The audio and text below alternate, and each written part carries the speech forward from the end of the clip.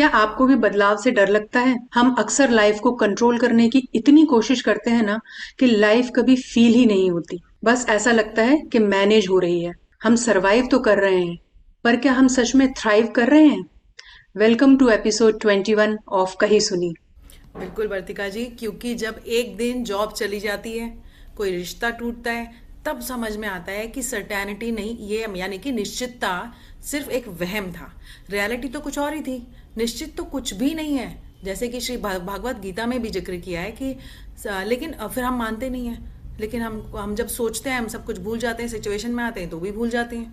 हम्म, change या बदलाव सिर्फ परिस्थितियां ही नहीं बदलता, वो इंसान को भी बदल देता है। और यहीं से असली कहानी शुरू होती है। आज हम बात करेंगे एम्ब्रेसिंग चेंज एंड अनसर्टेनिटी की। मैं हूं लाइफ प्रिंट कोच बर्तिका। और मैं हूं माइंडसेट कोच डॉक्टर योगिता। और इस टॉपिक पे चर्चा के लिए हमारे साथ हैं एक ऐसी मेहमान जिन्होंने आईटी टू हीलिंग की जर्नी तय की और उनके लॉजिकल माइंड ने अनसर्टेनिटी को गले लगाया। सुनंदा केशवदास, जो एक काउंसलर और थेरेपिस्ट, जिनका काम बहुत ही इंट्यूटिव, ग्राउंडेड और कल्चरल स्पेसिफिक हीलिंग पर बेस्ड है। सो सुनंदा जी कोची केरला में बेस्ड हैं अभी। सुनंदा जी का अप्रोच सच में ही अलग है। वो हीलिंग को सिर्फ थ्योरी तक ही सीमित नहीं रखती हैं। यौगिक सिस्टम, आर्ट, म्यूजिक, मूवमेंट और रेकी थेरेपीज के थ्रू वो हर इंसान के कल्चरल बैकग्राउंड और इंडिविजुअलिटी के हिसाब से ही हीलिंग क्रिएट करती हैं। और लोगों में चेंज, अनसर्टेनिटी और इनर रेजिस्टेंस को लेकर जो फियर है, उसको उसको कम करने के लिए, ज्यादा से ज्यादा अवेयरनेस और एक्सेप्टेंस के लिए और ग्रेस के साथ लाइफ को जीने के लिए प्रेरित करती हैं। उनकी पर्सनल जर्नी भी बहुत ही इंस्पायरिंग रही है। अपने करियर की शुरुआत उन्होंने आईटी फील्ड में जॉब करके की थी। 2020 में फिंगरप्रिंट इंटरप्रिटेशन और देवतीर्थम शास्त्र से उन्होंने साइकोलॉजी की दुनिया में एंट्री ली। फिर जैन यूनिवर्सिटी बेंगलुरु से काउंसलिंग साइकोलॉजी में मास्टर्स कंप्लीट किया। सुनंदा जी, कही सुनी पर आपका दिल से स्वागत है। आपको और हमारे ऑडियंस को मकर संक्रांति की ढेर सारी शुभकामनाएं। चलिए आज आपके साथ मिलकर हम ये समझने की कोशिश करते हैं कि कंट्रोल छोड़ना इतना मुश्किल क्यों होता है और अनसर्टेनिटी या अनिश्चितता के साथ फ्लो में कैसे आया जा सकता है। वेलकम टू कही सुनी। Thank you, Yogita ji, and thank you, Kartika ji. Very happy to be part of your journey. Wonderful work that आप लोग बहुत बढ़िया काम कर ही रहे हैं. And this is a very good topic क्योंकि जैसा आपने भी कहा शुरुआत में कि भगवत गीता में भी लिखा है और कई हमारे जो लोग रह चुके हैं, बहुत फेमस लोग रह चुके हैं, उन्होंने भी कहा है कि the only thing constant in life is change. Change. तो आज हम जब शुरुआत कर रहे हैं इस टॉपिक की, तो लेट अस अंडरस्टैंड कि हमें चेंज से परेशानी होती है या किसी और चीज से परेशानी होती है। तो पहले हम उस पे थोड़ा सा वक्त बताएंगे बिल्कुल। क्योंकि अगर आप देखते हो तो चेंज क्या होता है, अगर आपको डिफाइन करना को कहा जाए कि Vartika ji what is change, Yogita ji what is change, तो आप क्या कहेंगे आपके हिसाब से? मेरे हिसाब से चेंज मतलब जो अभी चल रहा है उससे कुछ अलग हम्म होगा, सेम चीज नहीं हम्म होगी, that is change. Okay. Right, कुछ भी हो सकता है। तो हाँ। Every moment is different. हमारा पर्सपेक्टिव, हमारी सोच, हमारे आसपास के लोग या और कुछ। ठीक है। तो लेकिन हम और विषय पे बात करते हैं क्योंकि आपने कहा कि change we are talking in terms of उसको एक्सेप्ट करने में डिफिकल्टी होती है, रेजिस्टेंस होता है। तो लेट अस एग्जामिन क्यों होता है। तो अगर मैं आपसे कहूँ वर्तिका जी और योगिता जी कि आपको कुछ गिफ्ट मिल रहा है या आपकी मम्मी ने आपको पैसे दे दिए या आपकी मम्मी ने बुला के बोला कि okay I am coming for lunch, मैं आपके घर आती हूँ अभी 5 मिनट में आ रही हूँ, या आपके बच्चों ने आपको कोई गिफ्ट दे दिया, आपके हस्बैंड आपको कहीं लेके जा रहे हैं, दे आते हैं बोलते लेट्स गो समवेयर, तो क्या ये बदलाव नहीं है आपकी लाइफ? बिल्कुल तब तक आप कुछ बिल्कुल। कर रहे थे and suddenly something else has happened. लेकिन आपकी प्रतिक्रिया इनमें जनरली क्या होती है, लोगों में क्या हो सकता है जब इस तरह की घटनाएं होती हैं? तो लोगों की प्रतिक्रिया जनरली क्या होती है?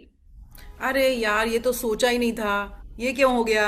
नहीं, लाइक मैं कह रही हूँ दैट। जब कुछ इस तरह खुश की होते हैं, खुश होते हैं, हाँ, सरप्राइज्ड कभी कभी होते खुश हैं। भी होते हैं कि वाओ। पॉजिटिव होता है, हाँ, मोस्टली यस। पॉजिटिव होता है।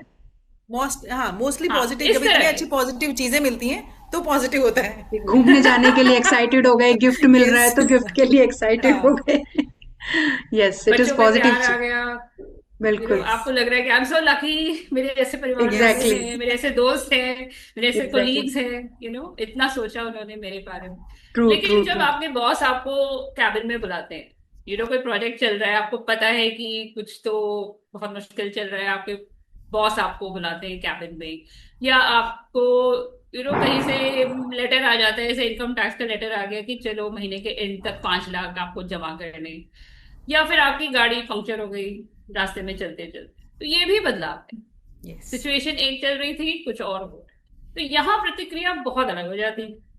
यहाँ पर बॉस ने बुलाया तो घबराहट हो रही है, पैसे जाने के अब दुख हो रहा है, गुस्सा आ रहा है यू नो या फिर आपके परिवार वालों ने कुछ कह दिया, कुछ सुना दिया, कुछ भी है, तो प्रतिक्रिया बदल रही है।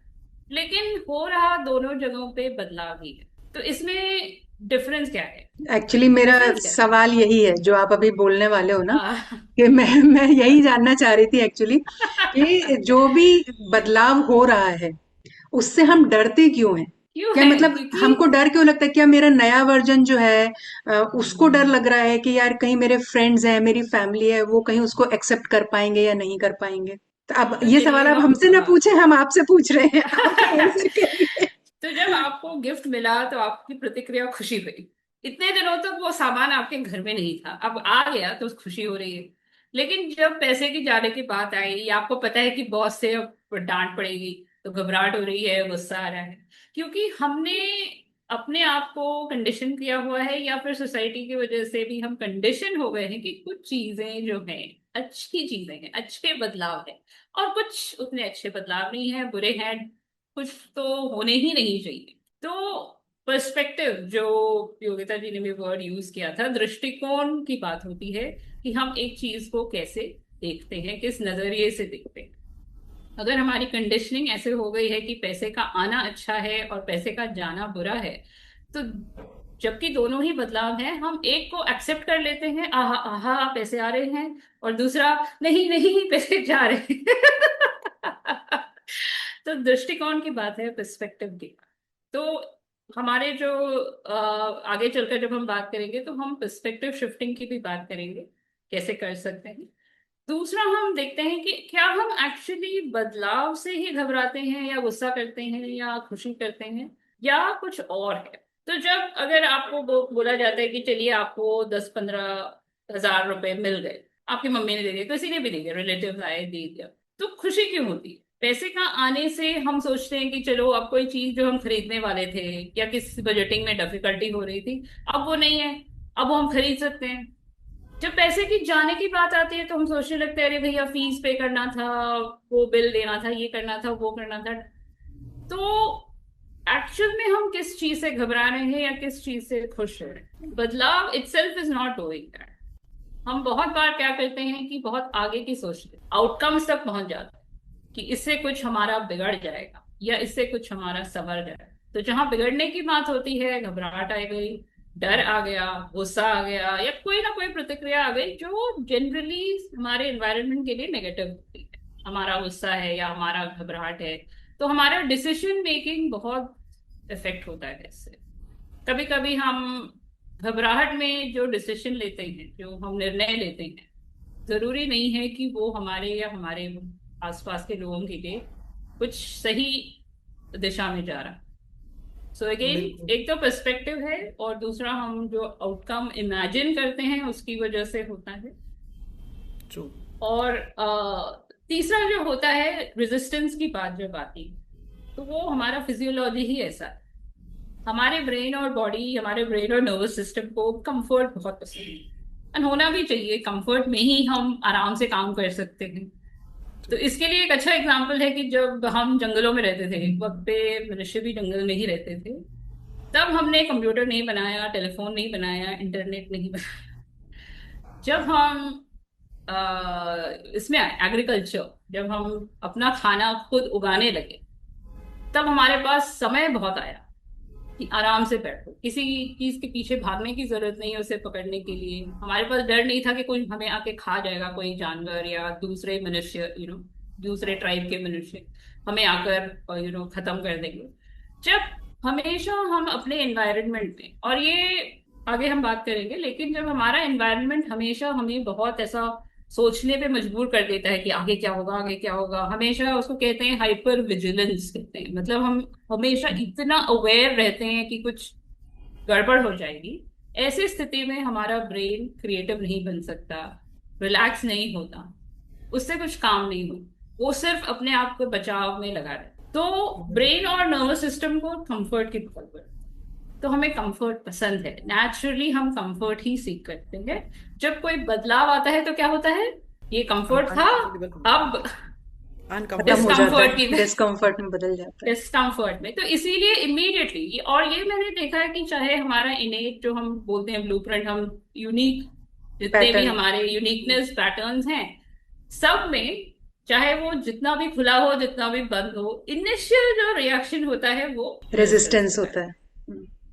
क्योंकि the nervous system wants to not get into discomfort. Right. तो बहुत ही इसमें बढ़िया भी हम मैम, आगे बहुत बात क्लियर। करेंगे कि इसको कैसे we can do this manually, how yes, to overcome this manually. हाँ, चलिए। डेफिनेटली। बहुत ही ब्यूटीफुली आपके तीनों पॉइंट्स बहुत ही ब्यूटीफुली आपने शेयर किया, और आपने बहुत बढ़िया बात बोली एज माइंडसेट कोच में, कि हमारा ब्रेन जो है ना वो कंफर्ट जोन को ढूंढता है।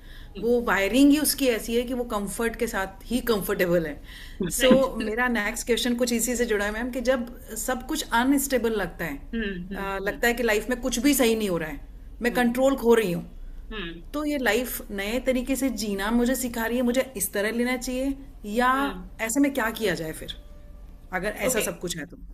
हाँ, तो आप जो कह रहे हैं वो सिचुएशन क्रॉनिक सिचुएशन।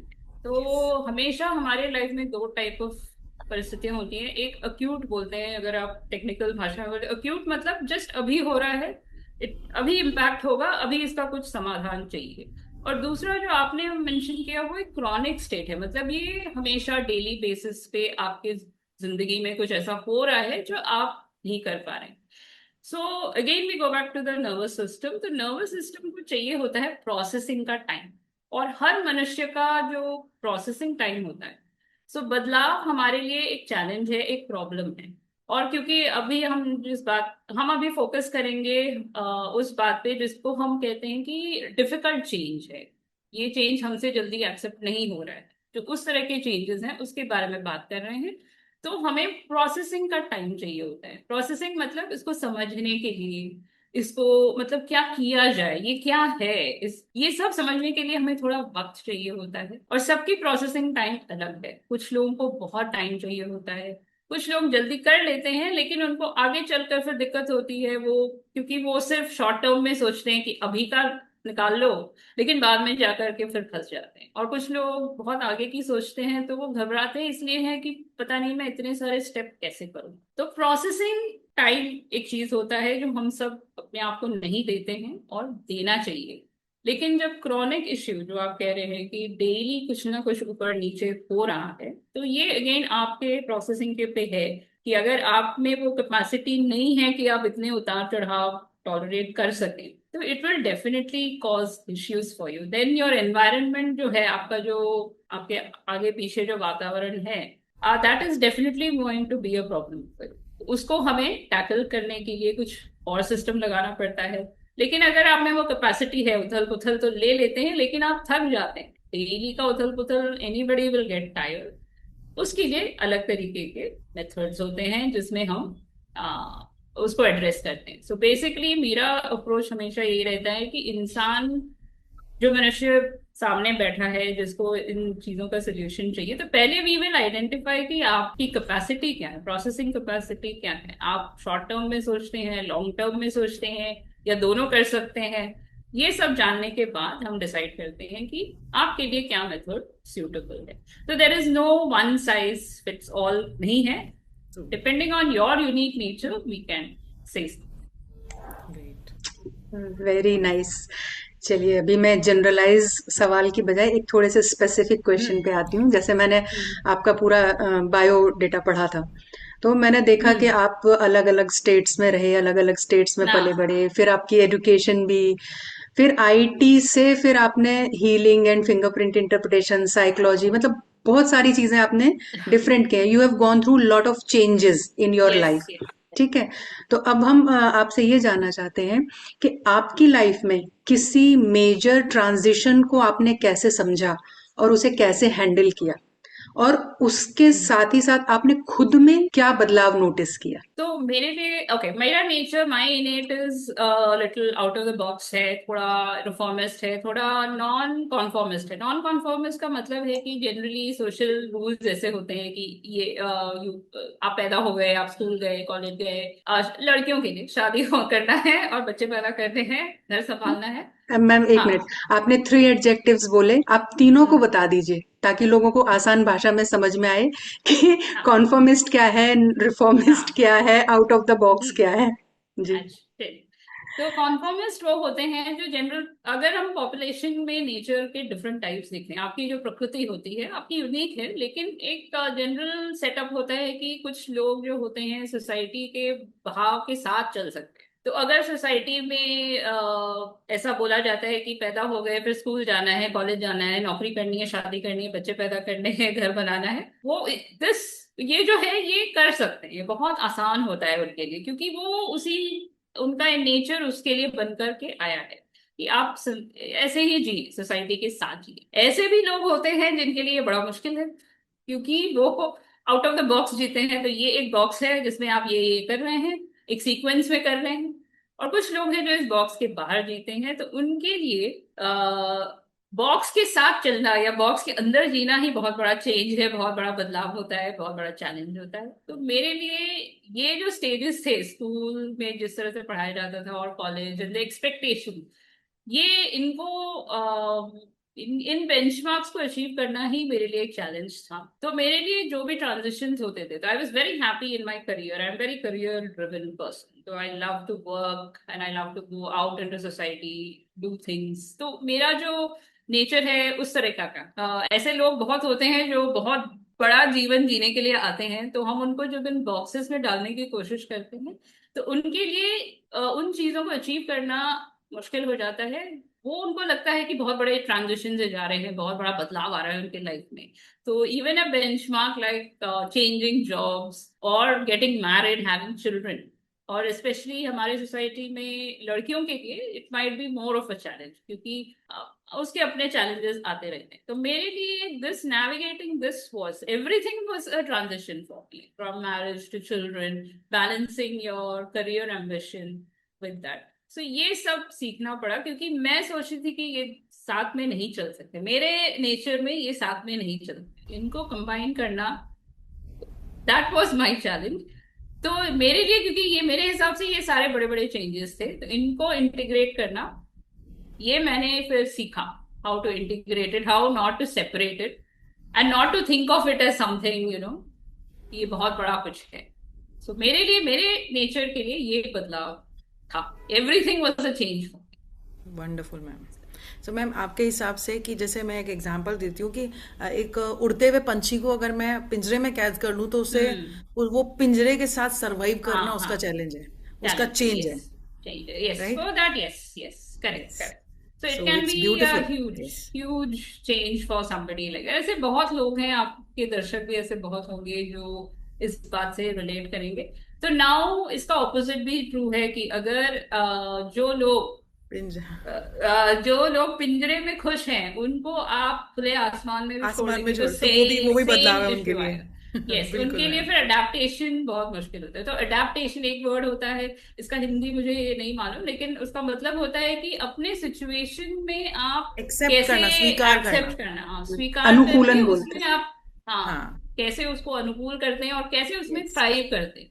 तो ये कैपेसिटी कैसे हम डेवलप कर सकते हैं, तो ये सीखना पड़ता है। ये सब में नहीं होता है, क्योंकि हम जैसा पहले भी बताया, कंडीशनिंग हो जाती है हमारी कि ऐसा ऐसा ऐसा ऐसा करना होता है, this is how you should be. तो इस कंडीशनिंग के साथ चलते हैं कि बदलाव इस, जैसा हमने बोला कि ये अच्छा है, ये बुरा है, एक्चुअल में ऐसा कुछ नहीं है। बदलाव बदलाव होता है, हम उसके साथ कैसे चल सकते हैं, that is what we need to.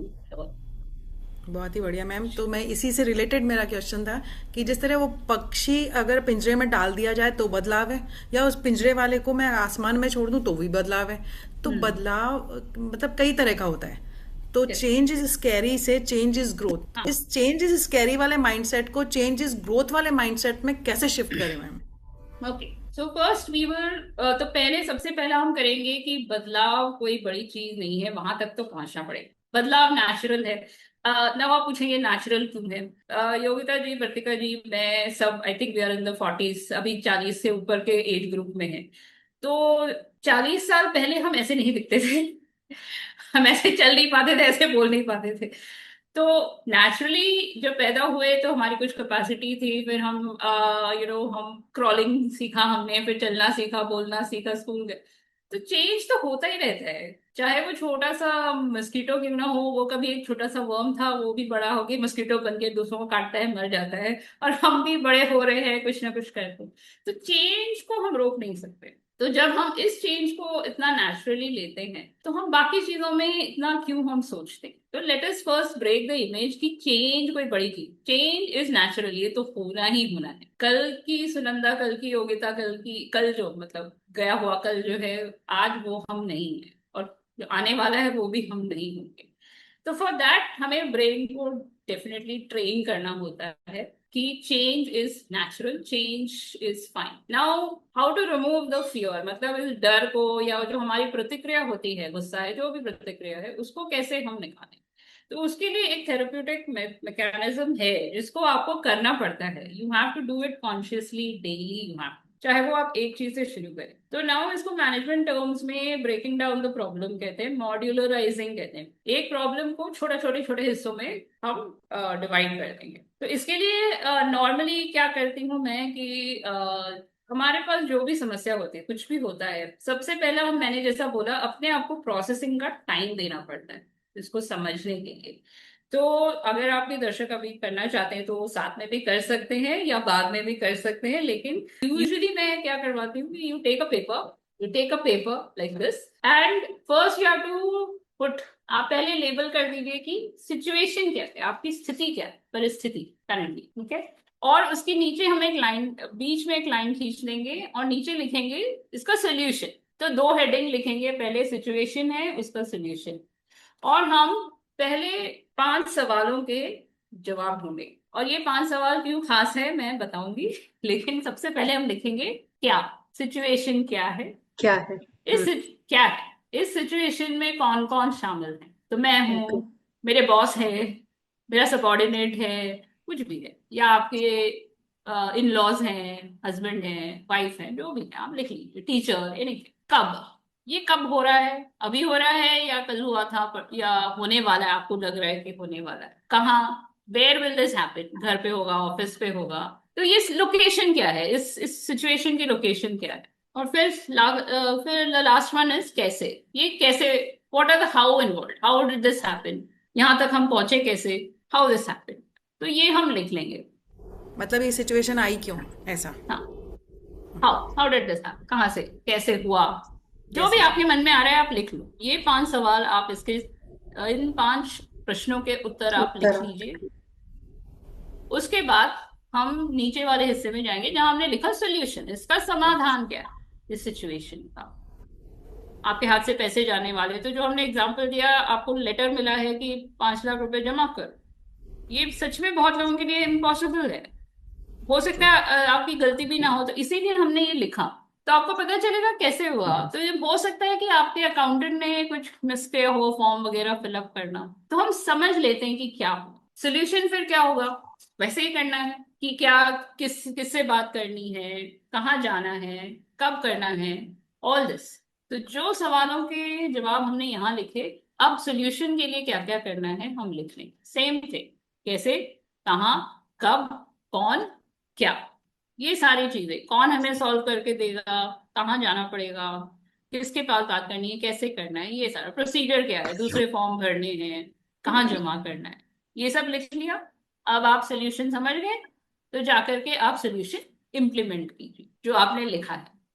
तो यहाँ क्या होता है कि फर्स्ट पार्ट क्लैरिफाई हो गया, आपका जो बदलाव की तरफ जो भी एक जो पर्सपेक्टिव, दृष्टिकोण था, वो धीरे धीरे बदल जाएगा। बदलाव कुछ नहीं है, एक सिचुएशन है, उसका एक सोल्यूशन निकालना है, सोल्यूशन कर दीजिए। अब जब आप ये करते रहेंगे तो आपका जो next part of the question है कि ग्रोथ कैसे हो, तो ग्रोथ जनरली क्या होता है, कोई लर्निंग होनी चाहिए, सीख होना चाहिए, कोई नॉलेज होना चाहिए जो हमें बताता है, कोई रियलाइजेशन होनी चाहिए। इसके लिए हम आएंगे छठे सवाल पर, जो हम पहले नहीं करेंगे क्योंकि ये बहुत डेंजरस सवाल है। हमारे जो हम मनुष्य हैं बहुत इंटेलेक्चुअली जीते हैं, और इसीलिए ये जो सवाल है, ये जो प्रश्न है, कभी भी अपने लाइफ में तुरंत ना करें, बाद में करें। सोल्यूशन करने के बाद वो सवाल है क्यों, why. The yes. Single most dangerous question you have is why. तो आपने सोल्यूशन इम्प्लीमेंट कर लिया, फिर हम नॉलेज तक आते हैं। तो सिचुएशन में लिखिए, ये परिस्थिति का क्यों लिखिए, कि ये क्यों क्यों हुआ हुआ मेरे ये, साथ, क्या सिखाना जो था भी इसे आपका, मुझे। हाँ हाँ हाँ। नहीं नहीं, आई पहले गॉट आप इट। लिखिए क्यों, बिल्कुल। सिचुएशन में पहले लिख लीजिए क्यों, ठीक है। फिर उसका क्यों आपने भर दिया, उसमें आपने लिखा होगा मेरी किस्मत ऐसी है, वो है, जो भी लिख लिया, बहुत बढ़िया, लिख लिया। अब हम्म। चलिए हम समझते हैं कि सोल्यूशन क्यों काम किया, वो भी तो समझना चाहिए। तो बिल्कुल। सोल्यूशन भी लिखिए और उसके नीचे लिखिए कि आपका सोल्यूशन क्यों काम करता है। तो यहां पर आपको सीख मिलेगी कि आप कैसा सोचते थे और आप क्या क्या कर सकते हैं, किस तरह से आपका नजरिया जब चेंज हुआ, तो आपका जो जो भी था, घबराहट थी, डर था, बदलाव का जो आपका जो एक दृष्टिकोण था कि ये वो हो, इट इज सो टेरेबल, ऐसा नहीं है। हर सिचुएशन सिर्फ एक सिचुएशन है, और उसको हम ब्रेक डाउन कर सकते हैं। हर प्रॉब्लम को सॉल्व करने के लिए उसके छोटे छोटे हिस्से जब बन जाते हैं, तो हमारा जो ब्रेन है उसको अच्छा लगता है, क्योंकि छोटी चीजें कंफर्टेबल होती हैं, मैं हैंडल कर सकता हूँ। जब बोलते हैं ना घर बनाना होता है, जब जब हम सोचते हैं घर बनाना है तो बहुत मुश्किल है, लेकिन जब हम ड्राइंग देखते हैं और फिर देखते हैं कि ये मटेरियल लाना है, जब हम लिखना चालू करते हैं कि क्या क्या चाहिए, even for a simple thing, आप कोई नई रेसिपी शुरू करना चाहते हैं या केक बनाना चाहते हैं, सोचते हैं तो बड़ी चीज है, फिर आप लिखने लगते हैं चीजें, it's very simple. So but this is a neurological exercise in the sense कि इससे जब आप ये कंटिन्यूअसली करेंगे, eventually your brain will get train कि हर सिचुएशन को बस सिचुएशन की तरह देखें। तो ये कंसिस्टेंटली करना होता है। कुछ लोग पूछेंगे कि मैं ये मेंटली कर सकता हूँ, मेरा एडवाइस है कि नहीं, अपने बॉडी को यूज कीजिए, क्योंकि हमारे हैंड और ब्रेन के बीच में जो नर्वस कनेक्शंस हैं उनको बढ़ाने के लिए लिखना बहुत जरूरी होता है। जितना हम लिखेंगे उतना रीसेटिंग बहुत अच्छे से तगड़ी अच्छे हो से। जाएगी। So this is the method. तो इट विल ऑल्सो एड्रेस, एकदम पहले जो आपने पूछा था कि तुरंत हम क्या कर सकते हैं, क्या कर तुरंत कुछ सकते नहीं, लिखना जरूरी, राइट इट डाउन। ठीक है, हैं। चलिए। बहुत ही खूबसूरती से आपने इस पूरे प्रोसेस को एक्सप्लेन किया। आई एम श्योर अब हमारी लाइफ के छोटे से छोटे चेंज को भी हाँ, अगर हम इस तरह से देखना शुरू करेंगे, तो हमें उसके बहुत सारे डिफरेंट पहलू नजर आएंगे। और इनफैक्ट मुझे अभी जब ये हमारा डिस्कशन चल रहा था, एक थॉट आ रहा था कि हमारा जो इंडियन कल्चर है, इंडियन सोसाइटी है, या जो हमारे पूर्वजों ने बहुत कुछ सोचा था, हम तो चेंज को सेलिब्रेट करने वाले लोगों में से हैं। सीजन चेंज होते हैं, हम उसको सेलिब्रेट करते हैं।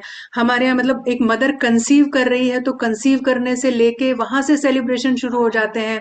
पूरे 16 संस्कार इंसान के पैदा क्या होने के बात है। पहले से लेके उसके मरने तक हम सेलिब्रेशन करते हैं, उसके डेथ को भी हम सेलिब्रेशन। सेलिब्रेट करते हैं। यस, तो ये सब तो यस। चेंज ही है ना। और जब हम इन हाँ, चेंजेस को वैसे सेलिब्रेट कर सकते हैं, तो हम अपनी लाइफ में आने वाले छोटे छोटे से जो इश्यूज हो रहे हैं उसको लेकर हम क्यों इतना फेडअप हो जाते हैं, परेशान हो जाते हैं और इतना नेगेटिव सोचने लगते हैं। तो very beautifully you have answered this, और जो आपने स्टेप्स बताए, सो डेफिनेटली ये माइंडसेट को तो चेंज करेगा ही करेगा। पर क्या हम कुछ ऐसे डेली रिचुअल्स बना सकते हैं अपार्ट फ्रॉम दिस, कुछ ऐसे एक्शनेबल स्टेप्स हों जो हम सुबह से ही करें, जैसे अपना माइंडसेट हम सुबह से ही मेकअप करें, छोटे छोटे से कुछ ऐसे एक्शन हम करें जो हमें इस चेंज के लिए रेडी करें। ऐसा कुछ कर सकते श्योर। हैं क्या? एक तो हमें मिल चुका हाँ, है लिखना। हाँ, हाँ, लिखना तो सुबह हो सुबह गया, वो करने का है लिखना। माइंडसेट रेडी होगा आपका हो गया। डेफिनेटली।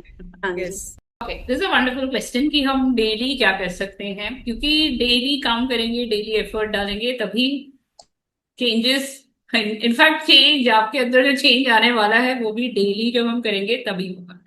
एंड एक और चीज यहाँ पर मैं बोलूंगी अगेन, कि जब चेंज नेचुरली होता है, जब हमारे कॉन्शियस थॉट में नहीं होता, लाइक जैसे वर्तिका जी ने भी कहा, the entire journey of a human life, कि जन्म से लेकर मरण तक, क्योंकि नेचुरली होता है तो हम सोचते नहीं है। तो प्रॉब्लम कहाँ एक्चुअली आती है, जब हम सोचने बैठते हैं किसी चीज के बारे में। तो इसीलिए जो टेक्निक मैंने पहले भी बताई, लिखकर break down the problem, it removes that unnecessary thought process जो हम ऐड करते रहते हैं, जो हमारे इंटरप्रिटेशंस। नाउ डेली हम क्या कर सकते हैं? हर मनुष्य के लिए डेली जो सबसे इंपॉर्टेंट चीज होता है वो ग्राउंडिंग कहते हैं, उसे इंग्लिश में ग्राउंडिंग कहते हैं। हिंदी में मुझे इसका इक्विवेलेंट नहीं मालूम है, लेकिन इसका सिंपल मतलब ये है कि आप अपने आप से जुड़े। क्योंकि हम बहुत बिखरी हुई जिंदगियां जीते हैं, बहुत बिखरा हुआ जीवन होता है हम सबका। हम सबके जो होते हैं मल्टीपल रोल्स होते हैं। इवन एक छोटे बच्चे का रोल बहुत कुछ होता है, वो स्कूल जाता है, छात्र है, घर आता है तो मम्मी का लाडला है, पापा का लाडला, जो भी। उसके दोस्तों के अंदर बीच वो कुछ और होता है। और बड़े होते होते तो हमारे रोल्स और भी बढ़ जाते हैं।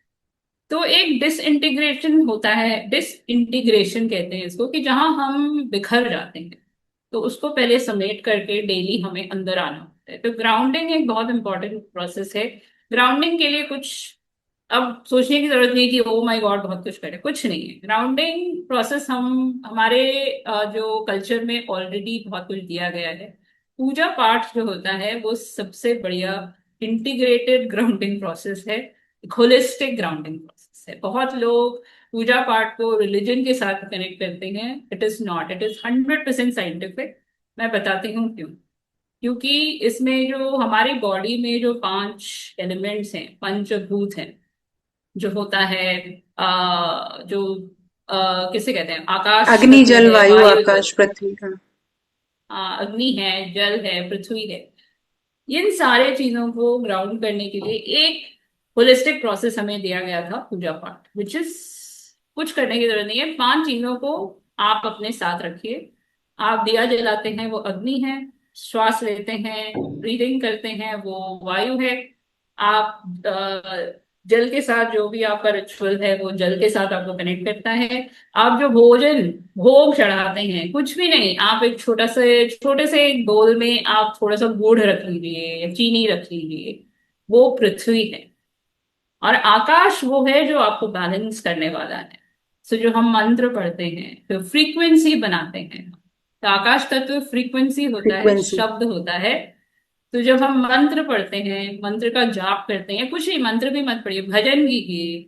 या फिर जो सिंपल होता है, आप अगर सिंपल रेपिटेशन जो करते हैं, जो बार बार बोलते हैं नमः शिवाय नमः शिवाय, या फिर आपको कुछ मंत्र नहीं आता है, आप सिर्फ भगवान का नाम लेना चाहते हैं, आपके जो भी भगवान हैं, तो हे राम हे राम हे राम, या श्री राम, या देवी का आप सोचते हैं, जो भी है, तो वो एक फ्रीक्वेंसी बन जाती है। तो पांचों जो तत्व है ग्राउंड हो जाते हैं। तो जो लोग करते हैं, आज से इस दिशा में सोच करके करें। ये ऑब्लिगेशन नहीं है, ये रिलीजन नहीं है। और जो नहीं करते हैं, जिनको ये नहीं करना है, सिंपल चीजें हैं ग्राउंडिंग के लिए। आप पृथ्वी पर चलिए, जूते ना पहनिए, आप बाहर चलिए, रोड पे मत चलिए, रोड के साइड में जो मट्टी होती है मिट्टी उस पे पर। चलिए। तो उसमें आकाश भी है, वायु भी है, और जल क्या है, आप अपने हाथ में एक बॉटल लेकर चलिए, पी लीजिए। तो वॉकिंग एक्सरसाइज, वॉकिंग है। अगर आपको बाहर जाने में दिक्कत होती है अर्ली मॉर्निंग, घर पे आप योगासन कीजिए। So these are all grounding process. तो हमको ये सब ऐसे नहीं बताया जाता, बहुत अलग तरीके से बताया जाता है, तो हम उस तरह सोच नहीं। So most important thing is सुबह उठिए, ग्राउंडिंग कीजिए। ग्राउंडिंग ये भी नहीं है, अगर आप ये सब में विश्वास नहीं करते, नहीं होता आपसे, मैं बताऊं, मेरी mummy, my mother, for the last, I don't know, she was got married when she was what, 20 something. She's 68 now. The last 48 years, her grounding is she will get up in the morning and do cook for the family, get everything ready for the family. जब सबसे पहले वो उठती हैं और सबके लिए सब कुछ रेडी करती हैं, वो मेरी मम्मी का ग्राउंडिंग। अभी फ्रॉम द लास्ट, जब से उनके बहुत सारे रिस्पॉन्सिबिलिटीज खत्म हो गए हैं, तब से she has become very very clear कि सुबह उठेंगी, योगासन करेंगी, ब्रीदिंग एक्सरसाइज करेंगी, ये करेंगी। तो ग्राउंडिंग वो भी था, जब आप सुबह उठ करके फैमिली के लिए कुछ कर रहे हैं, या सुबह उठ करके चाय पी रहे हैं, अपने लिए एक चाय की प्याली पी रहे हैं, ये ग्राउंडिंग है। या सुबह उठ करके आप सूर्य को देख रहे हैं, कुछ नहीं है, बस आप खड़े हैं सूर्य के नीचे, ये भी ग्राउंडिंग। सो पहले उससे शुरू कीजिए। इससे क्या होता है कि मैं कौन हूँ, मैं से जुड़ना बहुत जरूरी है। तो ये सबसे पहला एक टेक्निक है। बहुत ही बढ़िया मैम। आप अपने हिसाब से डिफाइन कीजिए जो आपको करना अच्छा लगता है। एटलीस्ट 15 मिनट डेली वो कीजिए, चाहे वो नहाना ही क्यों ना हो। हाँ, आपको मगर नहाना अच्छा लगता मोबाइल नहीं, है। गैजेट्स नहीं। यहाँ पर हमें बोलना पड़ेगा विदाउट मैम, गैजेट्स। गैजेट्स नहीं, नहीं तो लोग सुबह से मोबाइल लेके ही बैठते हैं।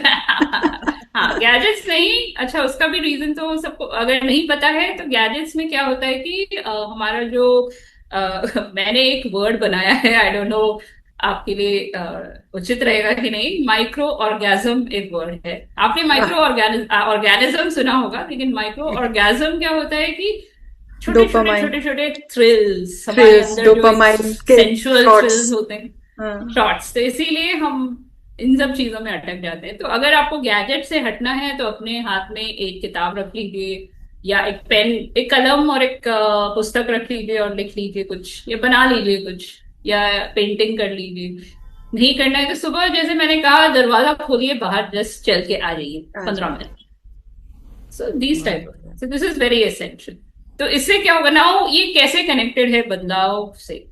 जो आप हमारा आज का हाँ, विषय है, बदलाव को एक्सेप्ट करने से कैसे जुड़ा हुआ है, that is important to understand. जब हमारी आइडेंटिटी हमसे दूर होने लगती है कि मैं क्या हूं, मैं क्यों कर रहा हूं ये सब, जब ये सवाल हमारे अंदर आने लगते हैं, तो छोटी सी छोटी चीज हमें रिलेट करने लगती है। लाइक ट्रू, आप एक मदर हैं, वाइफ हैं, डॉटर इन लॉ है, बहुत कुछ कर रही हैं, आपका अपना क्लिनिक है, इतने सारे लोगों का डिमांड, ये सब डिमांड ही होता है, हमारी एनर्जी पे डिमांड है, इतने सारे लोग। एक और बंदा आके कहता है आप मेरे लिए कर दो, can you do this, can you handle this, तो इरिटेशन ही होता है। तो फिर मैं कहाँ हूँ, मेरे लिए समय कहाँ है?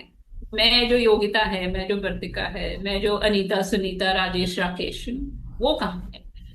सो अगेन, हम बदलाव से डरते नहीं, बदलाव के रिएक्शन नहीं है ये सारे। बहुत समय हम, मेजोरिटी टाइम ये भी देखा है कि दिस बिखरा हुआ इंसान और कुछ नहीं लेना चाहता, वो अपने साथ थोड़ा वक्त बिताना चाहता है। सो ये हमें हम्म, कॉन्शियसली करना पड़ता है। तब क्या बहुत ही होगा, बढ़िया मैम। जब मुझे मालूम है कि मैं कौन हूँ, मैं कितना कर सकता हूँ। एक तो मैं बोल दूंगा कि मुझसे ये और नहीं होगा, इतना सब मैं कर रहा हूँ, तो कॉन्फिडेंस आ जाती है हमें कि ये मैं हूँ, मैं इतना ही करूंगा। तो ये सारी चीजें क्या होती हैं कि we are able to accept things faster, because मेरी ग्राउंडिंग है। मैं जानता हूं मैं कितना करता हूँ, क्या नहीं करता हूँ, क्या कर पाऊंगा, मेरी लिमिटेशन को भी मैं एक्सेप्ट कर। कई बार हम दूसरों के लिए बहुत कुछ इतना करने की कोशिश करते हैं, क्योंकि हमें लगता है कि उनकी एक्सपेक्टेशंस को हमें मीट करना है। लेकिन जब हम अपने आप से जुड़े होते हैं, तो हम नो भी बोलना सीख लेते हैं, मैं ये नहीं कर सकता।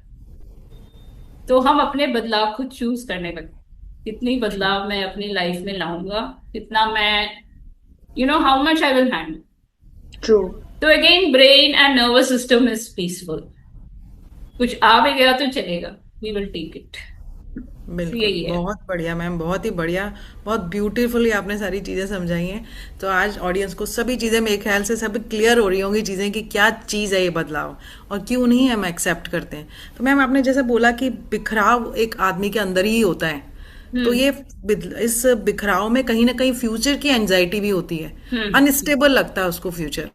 तो जैसे कि मैं घबरा रही हूँ कि मुझे पता ही नहीं कि मेरा फ्यूचर अनसर्टेन है, क्या होगा। हम्म। मैं खुद हम्म। पे या तो भरोसा करना भूल गई हूँ, या मैं ऐसा कुछ है कि मुझे पता नहीं है, अनसर्टेनिटी है वहाँ की फ्यूचर की। तो ये जो अनसर्टेनिटी है, इसके बारे में आप क्या कहेंगे ओके। कि उसको मैनेज कैसे करें वो फ्यूचर की एंजाइटी को? नाउ अगेन, फ्यूचरिस्टिक हर कोई नहीं होता है। तो ये भी एक बात समझने की है कि पॉपुलेशन में हर कोई फ्यूचरिस्टिक नहीं है, बहुत लोग प्रेजेंट में जीने वाले लोग होते हैं। तो अगर आप प्रेजेंट में जीने वाले से अच्छा, ये क्योंकि योगिता जी, आई थिंक आप टीनेजर्स के साथ बहुत काम करते हैं, बच्चों के साथ बहुत काम करते हैं, करियर कोचिंग बहुत करते हैं। तो मैं एक प्रेजेंट ओरिएंटेड बच्चा आपके पास आता है, वो 10th खत्म हो गई, 11th में घुस गया। अब आप उसको बता रहे हैं कॉलेज में आप मरीन इंजीनियरिंग कर लो, फिर आप ये मास्टर्स कर लो, फिर आप पीएचडी कर लो, और उसको कुछ समझ नहीं आ रहा है समझ नहीं क्योंकि आ रहा वो है। बस यहाँ रहता है। लेकिन जो फ्यूचर में फ्यूचरिस्टिक लोग होते हैं उनमें एंजाइटी एक्चुअली ज्यादा होती है क्योंकि वो मैम उनको, 9 से सोचने लग जाता हाँ, उनसे है। आप ये सब, उनको अगर आप ये रोड मैप दे दो तो बड़े खुश रहते, आहा आहा हाँ, मेरा सेट हो। तो ट्रू। अगेन इंडिविजुअल पे डिपेंड करता है। So I look at the individual. अगर प्रेजेंट ओरिएंटेड पर्सन है तो एक्चुअली वो बहुत लिबरेटेड मुक्त इंसान है क्योंकि वो बस यहाँ जीता है। तो उनको उनको क्या बताने की जरूरत होती है कि गोल आगे रख लीजिए, आप अपने दीवार पे चिपका लीजिए और एक एक स्टेप उसकी तरफ बढ़िए। जो बिल्कुल। फ्यूचर ओरिएंटेड लोग होते हैं उनको जरा मोमेंट में लाने की जरूरत होती है, तो उसके लिए डिसिप्लिन करना पड़ता है। एंड उसके लिए थोड़ा हमारे पुराने शास्त्रों के लिए, like you have to make use of those. तो मैंने हमेशा पाया है कि शास्त्रीय संगीत है, शास्त्रीय नृत्य है, योगा है, मतलब हठ योगा है, इस तरह के ही सॉल्यूशंस जो होते हैं वो डिसिप्लिन करते हैं कि मोमेंट में कैसे आए। तो उनको काम बहुत ज्यादा करना होता है अपने आप पे, तो इसके लिए डेफिनेटली एक प्रोफेशनल के साथ काम कीजिए ताकि आपके एंजाइटीज कम। अगेन जो टेक्निक मैंने बताया, बैठ करके लिखना चालू कीजिए, ये फ्यूचर एंजाइटी वालों के लिए भी लागू होता है क्योंकि आप प्रॉब्लम को छोटा बना देते हैं तो आपको फ्यूचर में स्टेप्स नजर आने लगते हैं। ट्रू। सिर्फ आउटकम नहीं नजर आता आपको, वो एक एक स्टेप नजर आने लगता है कि वहां तक आप कैसे पहुंचेंगे, तो आपकी एंजाइटी ऑटोमेटिकली कम होने लगेगी and you will learn to accept. But थोड़ा टाइम लगता है, give yourself time. I think a lot of people think कि मे बी सोशल मीडिया की वजह से भी कि चुटकियों में चीजें हो जाती हैं, नहीं, हमारे ब्रेन्स को, स्पेशली जब आप 50 की तरफ बढ़ने लगे हैं तो न्यूरल रीसेटिंग जो बोलते हैं कि आपको अपना पूरा रीसेट करना होता है। तो कंसिस्टेंटली 2-3 साल आपको अपने आप पर काम करना पड़ेगा, चाहे वो आपने योगा शुरू किया है या ब्रीदिंग शुरू किया है या मंत्र जाप है, जो भी है, वो really have to consistently do it. तो जो पुरानी सेटिंग है वो निकल जाएगी और नया सेटिंग आ जाए। तो give yourself time. So यही है, how to get out of future anxiety is बहुत ही एक तो बढ़िया। Break down the problem, bring to the present, and जो भी टेक्निक आप लेते हैं कंसिस्टेंटली उस पर काम कीजिए। वो डेफिनेटली वर्क करता है। I am a futuristic person and I know how present oriented I have become now. So वो, लेकिन you have to keep on working on.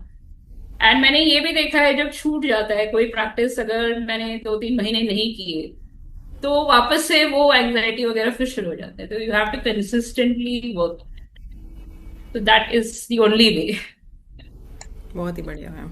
बहुत डीप एक्चुअली, कि हमारा वाकई में इंडियन सिस्टम जो है, इंडियन सोसाइटी है, जो वैदिक कल्चर है, इट इज हाँ, सो प्रोफाउंड कि आपके पास हर चीज का सॉल्यूशन है। आपकी एंजाइटी का सॉल्यूशन भी ऑलरेडी है वहां, कि आप कैसे अपने आप को डिसिप्लिन कर सकते हो।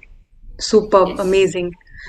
अच्छा, अब एक थोड़ा सा डिफरेंट क्वेश्चन पूछती हूँ मैं। सपोज दो लोग हैं, एक पर्सन है जो कामली कूलली डिसीजंस ले रहा है, दूसरा हम्म, पर्सन है जो एंजाइटी ओरिएंटेड है, या फ्यूचर के लिए जो भी अनसर्टेनिटी है वहां से थोड़ा सा वो फियरफुल है। डिसीजन दोनों ले रहे हैं, मगर इन दोनों डिसीजंस को हम डिफरेंशिएट कैसे कर पाएंगे कि जो दूसरा बंदा जो सवाल मतलब डिसीजंस ले रहा है, जो फियरफुल है, तो क्या उसका जो डिसीजन है वो फियर कंट्रोल कर रहा है? कुछ रेड फ्लैग्स अगर हो इस चीज को देखने के, कि हम कैसे हाँ डिफरेंशिएट करें दोनों के हाँ, डिसीजंस को। डेफिनेटली। अगेन इसमें मनुष्य को अपने आप पर ही थोड़ा सेल्फ अवेयरनेस से के साथ काम करना पड़ेगा, थोड़ा एक्सरसाइज करना होगा। तो जब भी आज से जब भी आप कोई निर्णय लेते हैं अपने लाइफ में, तो सबसे पहला जो है ये तय कीजिए कि ये आप निर्णय किस डर से ले रहे हैं। क्या आप आउटकम से डर रहे हैं, किसी की बातों से डर रहे हैं, आपने आपने क्या कहते हैं, is it just your imagination, क्या ये ख्याली डर इन द सेंस आपको लगता है कि मैं कर नहीं पाऊंगा इसीलिए आप डर रहे हैं। तो आपको थोड़ा वक्त, अगेन थोड़ा अपने आप को वक्त देना होगा, थोड़ा आप अपने साथ बैठिए और सोचें कि ये आप किस मतलब क्या कहते हैं, what is the source of your decision, कि आपका मूल क्या है, आप ये कहाँ से इस डिसीजन को ले रहे हैं। आपका डर कहाँ से आ रहा है, तो ये एक्चुअली आपको हाँ। अपने आप पर थोड़ा काम करना हो। तो रेड फ्लैग्स क्या है? Person will generally be very quick. जो डरते हैं वो हमारा ब्रेन नर्वस सिस्टम फाइट या फ्लाइट में चला जाता है, मतलब या तो लड़ो या भागो। तो जल्दबाजी एक साइन है। And my husband is like that. He's very quick in decision making, but it is sometimes you know it is coming from fear. You can tell उनके जो चेहरे पे बदलाव आता है, वॉइस चेंज होता है, and it is not coming कोई रैशनल, आपको ना वो कोई रीजन नहीं दे पाएंगे कि ये क्यों, why are you making this decision. So there is hmm. no logic चला जाता है, emotions will come in, because fear एक इमोशन है। तो उनके जो, अगर आप उनसे पूछोगे कि तुमने ये डिसीजन क्यों लिया, कुछ भी हो सकता है, even I will take a decision of divorce if you are going as deep as that, क्योंकि हो सकता है आपके पार्टनर को डिवोर्स चाहिए, उनसे पूछते रहोगे कि क्यों चाहिए, बट दे कैन, उनके पास सिर्फ इमोशनल आंसर होते हैं, लॉजिकल नहीं क्योंकि होते। वो घबरा रहे हैं बिकॉज ऑफ ऑटम आउटकम ये होगा तो मेरे बच्चों को, lot of thinking, all emotional thinking. वो रैशनलाइज नहीं कर पाते कि ये मैं क्यों चाहता हूँ। कुछ भी हो सकता है, नौकरी बदलनी है, बस बदलनी है, क्योंकि यहाँ वो ये नहीं बता पाते कि वहां रिस्पेक्ट नहीं मिल रहा, या फिर उनको क्या डर है, these things they can not define. So when hmm. Your partner और योर फ्रेंड या आपकी मम्मी जो भी है, प्लीज वॉच आउट। ये एक actually it is not a red flag, it is a call for help, बोलते हैं ना, कि वो एक हाँ। सिग्नल है कि मुझे मदद करो, मेरी मदद करो, हम्म। मैं नहीं प्रोसेस कर पा रहा हूँ ये सारी चीजें, तो कोई मेरी मदद करो। True true. जो तो हमारे लिए क्या लगता है, कंफ्यूज बंदा है या बहुत जिद्दी हो गया है। जो जिद पे अड़ जाते हैं वो उनकी आइडेंटिटी क्राइसिस में जो चले जाते हैं, वो जिद पे बहुत अड़ते हैं। हम्म। आपसे नहीं बोल पा रहे हैं कि मैं पैसे क्यों नहीं भरना चाहता। अरे भाई, इनकम टैक्स से आपको लेटर आया है, आप नहीं जाओगे, जेल जाओगे आप। लेकिन वहां पर उनका डिसरिस्पेक्ट हो गया है, उनको ये लग रहा है। तो इन सब चीजों को समझना जरूरी है। ये रेड फ्लैग्स नहीं होते, मेजोरिटी टाइम ये मदद की पुकार होती है जो हम नहीं समझ पाते। इसीलिए प्रोफेशनल, मैं हमेशा कहती हूँ कि प्रोफेशनल हेल्प लीजिए। देर इतने सारे लोग ट्रेंड हैं आजकल इन सारे सिम्टम्स को समझने के लिए। और क्या है, कुछ नहीं है, it's just small small things आपको बताया जाएगा, आप कीजिए, and it will change your entire perspective. True ma'am, very true. Very true. But ये मदद की जो पुकार है ना, हाँ, ना तो वो लोग समझ पाते हैं आसपास वाले, ना वो खुद समझ पाते हैं। हाँ। ये एक कंफ्यूजन या कॉन्फ्लिक्ट उनके बीच में आ जाता है। सो मैम, अभी इसी चीज को आगे बढ़ाती हूँ कि बदलाव के बीच जो अपनी आइडेंटिटी और पर्पस को स्टेबल रखने का प्रोसेस है, इसके बीच में जो कॉन्फ्लिक्ट है उसका क्या करें। जैसे कि आइडेंटिटी समझो कि रोल से नहीं आ रही है, वैल्यूज से बन रही है, तो अब इस बदलाव के बीच में मेरी वैल्यूज कौन सी होनी चाहिए जो लंबे टाइम तक साथ चल सकती हैं। ओके, तो वैल्यूज का कॉन्फ्लिक्ट दो तरीके से होता है। कुछ लोगों को कुछ लोग ऐसे हैं जिनकी वैल्यूज इन्फ्लुएंस किए जा सकते हैं, तो वो इन्फ्लुएंस होते जाते हैं कि पति ने बोल दिया, मम्मी ने बोल दिया, बॉस ने बोल दिया, या फिर वर्क प्लेस की कल्चर है या हमारे सोसाइटी का कल्चर है, तो वो उसमें इन्फ्लुएंस होते हैं। दूसरे होते हैं जिनका वैल्यूज इन्फ्लुएंस नहीं होता, तो वो डिफेंसिव हो जाते हैं, तो वो अपने वैल्यूज को डिफेंड करने लगते हैं, तब भी बदलाव से वो रेजिस्ट करते हैं। तो एक जो है वो अपनी आइडेंटिटी खोता जा रहा है, क्योंकि वो उसमें बहता जा रहा है, जहां पे पानी बह रहा है वो बह रहा है उस तरह से, तो उसकी आइडेंटिटी घुलती जा रही है, मतलब वो लूज आउट कर रहा है। और दूसरा अपनी आइडेंटिटी को बचाने में इतना अड़ गया है कि वो कोई भी छोटे से छोटे बदलाव को अब एक्सेप्ट नहीं करेगा। ये दोनों ही मेंटल हेल्थ के लिए ठीक है। बहुत हानिकारक है, ठीक नहीं। तो फंडामेंटली आइडेंटिटी मेंटेनेंस तभी हमें समझ आएगा जब हम उस पर्टिकुलर पर्सन को जानेंगे, मतलब उसका इनेट कैसा है, उसकी आइडेंटिटी किस बेसिस पे है। कुछ लोगों का बिलीफ सिस्टम होता है, और इतना स्ट्रांग बिलीफ सिस्टम होता है कि जैसे एक छोटी बात कहती हूँ, अगर आपने, आपका बिलीफ सिस्टम है कि सिर्फ शाकाहारी खाना खाना है, और आप लाइक सपोज हमारे देश में से कई जगह है जहाँ शाकाहारी खाना उतनी आसानी से नहीं मिलता, लेकिन आपको ट्रैवलिंग का भी शौक है, तो या फिर आप किसी तीर्थ यात्रा पे निकल गए, लेकिन ऑन द वे आपको ऐसे जगहों से जाना पड़ रहा है जहाँ शाकाहारी खाना नहीं मिलता। तो वहां पर बदलाव ये है कि आपको अपने वैल्यू नहीं, बिलीफ सिस्टम पे अब मतलब it is really getting challenged कि खाना नहीं मिला तो नहीं खाएंगे क्या? तो तो वहां पर भी anything can become a resistance for. तो अब इन सब चीजों को, पहले मेरा तो हमेशा एक ही अप्रोच है, पहले अपने आप को समझें कि आपका बिलीफ क्या है, वहां से वैल्यूज क्या आए आपके, तो आपकी आइडेंटिटी कैसे बन रही है, क्या आप अपनी आइडेंटिटी को अडेप्ट कर सकते हैं या नहीं, ये सब भी समझना ही आपके लिए एक तरीका है कि you don't lose your identity. जब मुझे पता है कि मैं बहुत अडेप्टिव टाइप ऑफ पर्सन हूँ, मैं लोगों के साथ घुल जाता हूँ, कल्चर के साथ घुल सकता हूँ, वो आपकी आइडेंटिटी होनी चाहिए। आपको कॉन्फिडेंस होना चाहिए कि हाँ, मैं कहीं पे भी I can go anywhere in live, I can be very happy. जब आपको पता नहीं होता है तो आप कंफ्यूजन में चले जाते हैं, अरे मैं क्यों, कल ऐसा था आज ऐसा क्यों हूँ। लेकिन जब आपको पता है कि मैं अडेप्टिव टाइप हूँ, तो मैं तो खुश, कहीं पे भी जाके मैं जी लूंगा। और जब मुझे पता है कि मैं अपने बिलीफ्स और वैल्यूज को बदल नहीं सकता, जब मुझे वो पता है, तो फिर शायद मैं अपनी कहीं यात्रा पे जा रहा हूं तो मैं ऐसे प्लान करूंगा कि मेरी टाइमिंग ऐसे हो कि मैं उन जगहों पे पहुंचूं जहां मुझे शाकाहारी खाना मिल रहा बिल्कुल। है ना। तो बात वहीं या से फिर आती है कि मैं अपने आप को पहले जानूं कि बिल्कुल। मैं कैसे बनाऊं। जब मुझे पता हो जाएगा, तो मेरी प्लानिंग, डिसीजन मेकिंग जो हमने बात की तो फिर घबराहट नहीं होगी, गुस्सा नहीं होगा, रेजिस्टेंस नहीं होगा। बिल्कुल वही। मैम। बहुत ही बढ़िया मैम। जिस तरह शाकाहारी को एक्सेप्ट, मतलब मैं अगर शाकाहारी हूँ और मुझे अगर मांसाहारी भी एक्सेप्ट नहीं करना या चेंज एक्सेप्ट नहीं करना है, तो I just find a way two way. Adopt others. मेरे को दूसरी तरीके ढूंढने हैं। मुझे हाँ। या तो फ्रूट्स खा लेने हैं या कुछ और, हाँ। लेकिन अगर हाँ, ताकि वैल्यू सिस्टम भी खराब ना हो। बहुत ही हाँ, बढ़िया मैम, बहुत बढ़िया। या प्लानिंग ही कर लो ना, मतलब अगर आपको हाँ, पता है प्लान कर लो। कि 3 घंटे लगते हैं यहाँ से वहां पहुंचने के लिए, तो थोड़ा जल्दी निकल जाएंगे, उसमें क्या है, ताकि आपको ऐसी जगहों पे ना जाना पड़े जहाँ नहीं शाकाहारी जाना। नहीं मिलता। तो बिल्कुल फिर मैम, बिल्कुल। रेजिस्टेंस कम हो जाता है। वही। ये कॉन्वर्सेशन एक्चुअली बहुत ब्यूटीफुली जा रहा है and there is lot many things जो सच में सीखने और समझने को मिली है, थोड़ा इन डेप्थ जाने की जरूरत है। बट फिर भी ज्यादा देर हम इसको कंटिन्यू नहीं कर सकते हैं, तो जाते जाते अब आपसे एक फाइनल हम मैसेज चाहेंगे जो उन लोगों को थोड़ा सा होप दे सके, थोड़ा सा एम्पावरमेंट दे सके, जो लोग अभी भी अनसर्टेनिटी से लड़ रहे हैं। आपकी तरफ से क्या बोलना चाहेंगे आप उन्हें? पहले तो अनसर्टेनिटी ही हमारे जीवन का आधार है।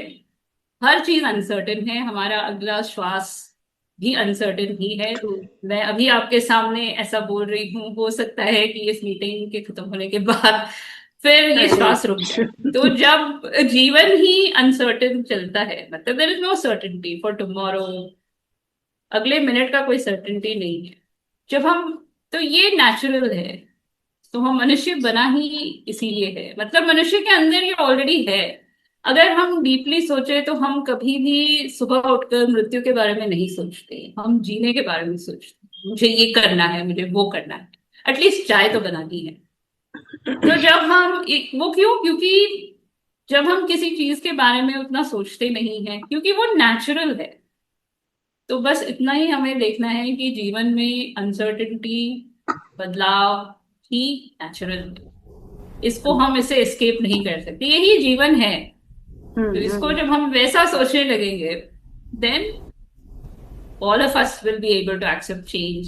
एटलीस्ट बहुत जो इनिशियल बहुत ही बहुत रेजिस्टेंस ही है सुंदर वो मैम। वो जो इनिशियल बहुत रेजिस्टेंस सुंदर। है वो निकल जाएगा। बाद में ये हमारे नेचर का वो चलेगा, लेकिन पहला जो रेजिस्टेंस है वो निकल जाएगा। तो बिल्कुल। चलो नहीं कोई एक्चुअली, बात नहीं, बहुत ही अभी बढ़िया। हाँ। घंटी बज गई आपके घर की, कोई बात नहीं, जाके खोलो दरवाजा, हो सकता है कोई दोस्त बन जाए, चलो you never know.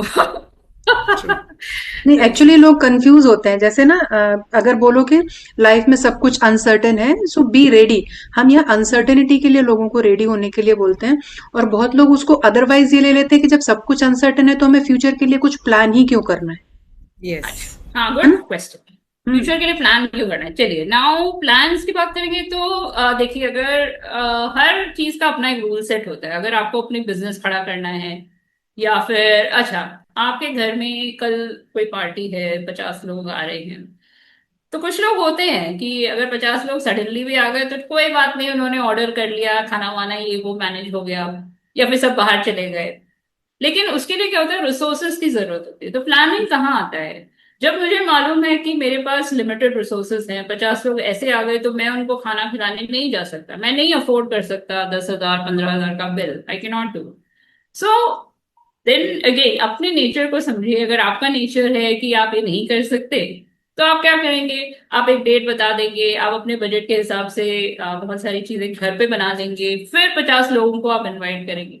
So again control की बात जो हमने की थी, जो लोग कंट्रोल करना चाहते हैं, हम तभी कर पाएंगे, प्लानिंग तभी कर पाएंगे, या it makes our life easy only when we know कि मैं कैसा हूं। हर कोई प्लान की जरूरत नहीं रखता, और जो रखते हैं उन्हें मालूम नहीं है कि मुझे प्लानिंग चाहिए। तो अगर हम्म। उन्हें पता चल गया कि मुझे प्लानिंग चाहिए, अगेन वो अपनी लाइफ अलग तरीके से थोड़ा जीने की, मतलब it becomes easier to live differently, और नॉट डिफरेंटली, आप अपने तरीके से जिए अपनी लाइफ। तभी हो सकता है जब आप जानें कि आपको प्लानिंग की जरूरत है, नहीं है, या चलेगा, प्लान करना भी पसंद है, और अगर कुछ स्पॉन्टेनियसली भी हो रहा है तो मैं चल सकता हूँ, जानूंगा तब मैं जीऊंगा ना। तो पहले अपने आप को जानिए, लाइफ बहुत आसान हो जाती है, बहुत नेचुरल हो जाता है। बहुत ही हाँ, exactly. Planning, if you really want to stick to, क्यों प्लानिंग की जरूरत है, मेनी थिंग्स के not be, you need some outline.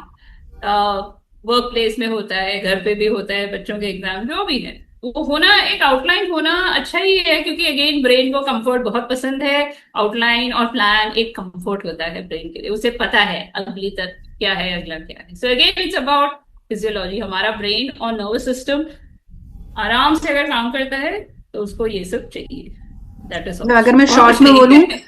मैं शॉर्ट में बोलूं तो ब्रेन को सर्टेनिटी चाहिए, इसलिए वो प्लान बनाने के लिए बोलता है।